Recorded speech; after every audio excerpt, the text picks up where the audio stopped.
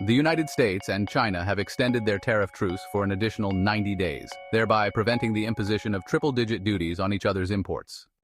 U.S. President Donald Trump announced via his Truth Social platform that he had signed an executive order deferring the application of higher tariffs until November 10th. All other conditions of the existing truce are to remain in effect. Concurrently, China's Commerce Ministry declared a parallel suspension of additional tariffs, also postponing for 90 days the inclusion of U.S. firms, previously targeted in April, on trade and investment restriction lists. The United States continues to have discussions with the People's Republic of China to address the lack of trade reciprocity in our economic relationship and our resulting national and economic security concerns, Trump's executive order stated.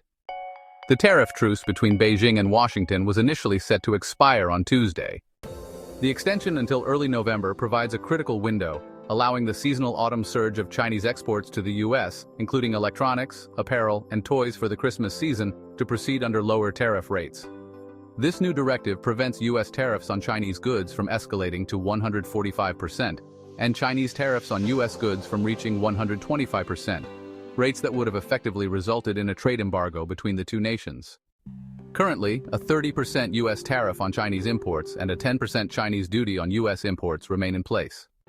"We'll see what happens," President Trump remarked at a news conference earlier on Monday, underscoring what he described as his positive relationship with Chinese President Xi Jinping. China's Ministry of Commerce stated that the extension was a measure to further implement the important consensus reached by the two heads of state during their June 5th call, and would contribute to global economic stability. "It's positive news," commented Wendy Cutler, a former senior United States trade official and current vice president at the Asia Society Policy Institute. Combined with some of the de-escalatory steps both the United States and China have taken in recent weeks, it demonstrated that both sides are trying to see if they can reach some kind of a deal that would lay the groundwork for a Xi-Trump meeting this fall. The two sides initially agreed to a 90-day trade dispute truce in May, following talks in Geneva, Switzerland, to facilitate further negotiations. Subsequent meetings took place in Stockholm, Sweden in late July, after which United States negotiators recommended that President Trump extend the deadline. Treasury Secretary Scott Bessent has consistently stated that the triple-digit import duties imposed by both sides in the spring were unsustainable and had effectively created a trade embargo between the world's two largest economies.